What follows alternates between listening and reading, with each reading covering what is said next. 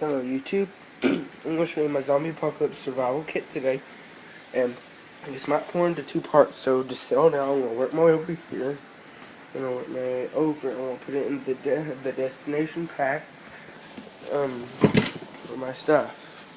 So, just lay this right here. Alright, now, Sharpies, always a good thing in the zombie apocalypse. You might have to write something on walls or buildings, trying to tell people that to warn them not to go into the city because it is overrun. So that's always something good to have.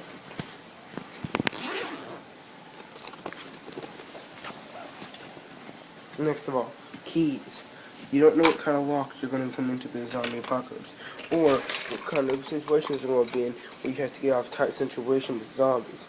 The keys if you don't have anything, it will help, trust me. So now we're going to put these right here can go on your belt, so I'm going to put this right here. So I'm going to put the camera down for a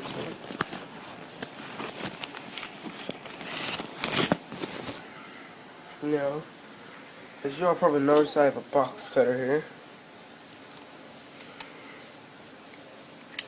Always good in the zombie apocalypse. Box cutters. A must have for the zombie apocalypse is box cutters. Trust me. Next up, we have a lighter. This is actually green, but my camera quality is making it blue, so I'm okay with it because my favorite color is blue. You don't know what kind of fires you're going to need to start, so, and what kind of emergency. So you put that back in here. Next up, flashlights. Always a must-have. If we're going to run it right now, I'm going to put the flashlights in these because flashlights are kind of bulky. And sometimes some people are like, they're too bulky to carry them. Actually, they're not that heavy. So, next up we have another must-have for the zombie apocalypse. Must-have food and some water. So, I have 4 protein bars here. And this is going to go in my medical kit because this is canned for survival. And I also have some jerky too, original. So, this is practically, basically, the survival and hygiene. So, my food. And no one else would probably think of this because people who got raided, sometimes people have overpouring with medical products, so they wouldn't think for food products in the medical products, so it's also a good hiding spot too. Next up, a kind of a must-have. You don't have to have it, but you'll be good. And by the way, the water is going to go in the spots where the flashlights are, because they're kind of giant. I'll get to the other must-have in a second.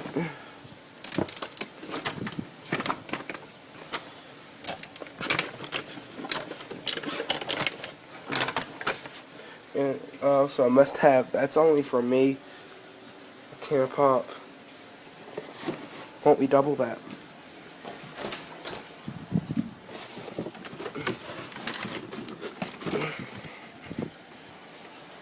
Two cans of pop.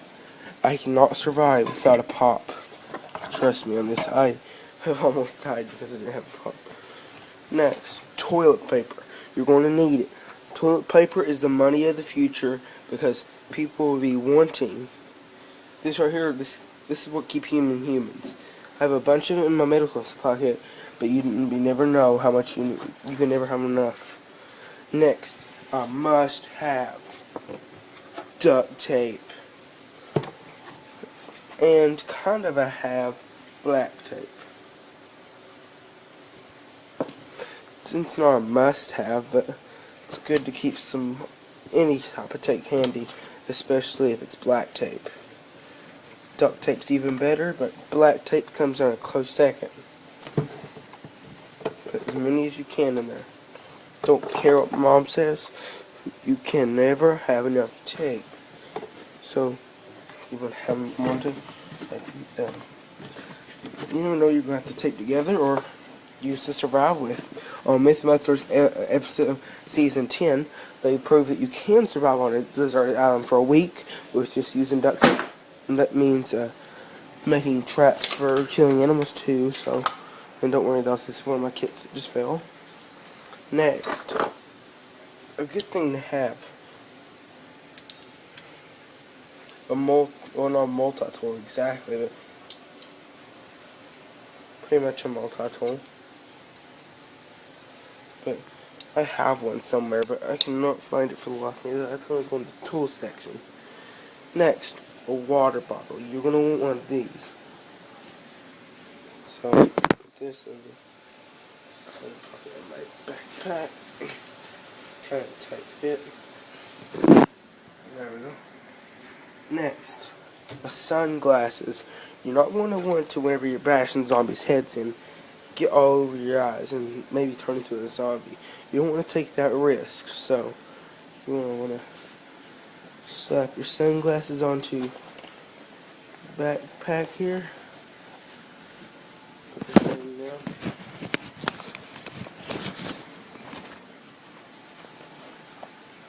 There we go. Sunglasses right there. So, next, hand sanitizer. You will need it. This is what keeps the real people from going crazy. And while I'm at it, I'll go ahead and show you what else is in my medical, well, what's in my medical kit. So, I have some tissues, and then I have some gauze, toilet paper, Q-tips, dental floss, and now some hand sanitizers. Just dandy. It's jolly good. Just a minute to toothpicks and dental floss. And still have much in that pocket. It's more of like a little tiny medical kit. This isn't even supposed to be a medical kit. It really is supposed to be a camera holder, but it's called makeshift rednecking stuff, so it can be more stuff. So once I got my medical kit out of the way, the medical kit's separate, by the way. Alright, now next thing you're going to want, craftsman knife. This thing is tough. It is sharp too. Diamond plated. Never leave home without a craftsman knife. Trust me on this. They're awesome. You don't want to clamp this onto your backpack too.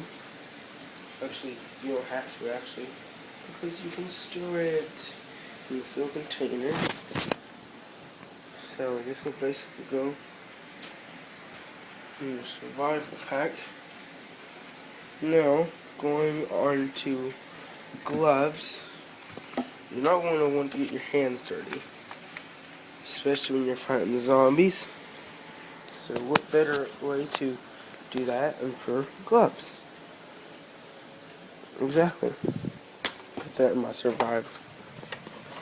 survival, first aid, and needs. So next up, where I'm going to put my CO2 tanks is where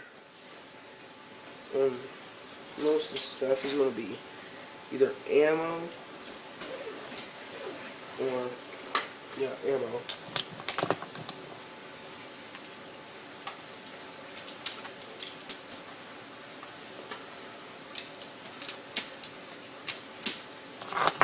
Get 2 extra ones. Put that up.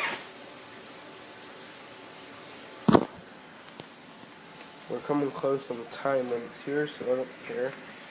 We have the CO2 tanks right there. Then we have a Bowie knife. That's an Appalachian Bowie knife. Good for shanking and killing zombies, bashing their faces in. If the back side of it don't matter.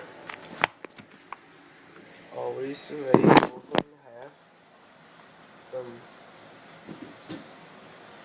This is a good thing to attach to the backpack because there's a certain way I can do it.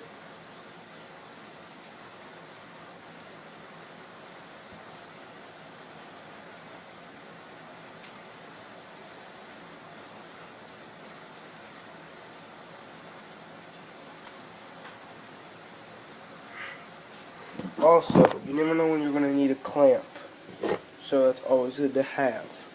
So it's going to go in survival. Wire. You never know when you're going to need wire. Never, ever. Now, the power wire. Now, your toolkit, you have standards and stuff. This is what I made by myself. I got a Ronson lighter, a big lighter, a standard black lighter, screwdriver, and pocket knife. So it's a pretty good setup. Basically for fire starting, but still pretty good setup. And I'll go into my weapons and tools kit. This is weapons, basically. Now we're going to go into wire cutters, which is always good to have to be used as a weapon. So it's going to go on the main part of the back. So this bone saw, which is always good for chopping off limbs. I mean, hacking off limbs because you're gonna get by a zombie. Always good.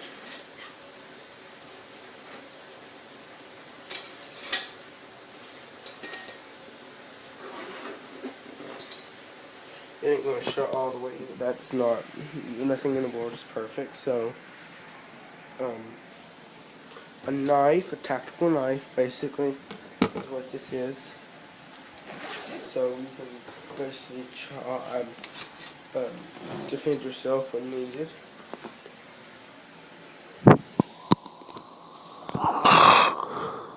Yeah, we're coming pretty close to the time limit, so I'll just let me go over these fast. A hatchet, I'll put this stuff in there later.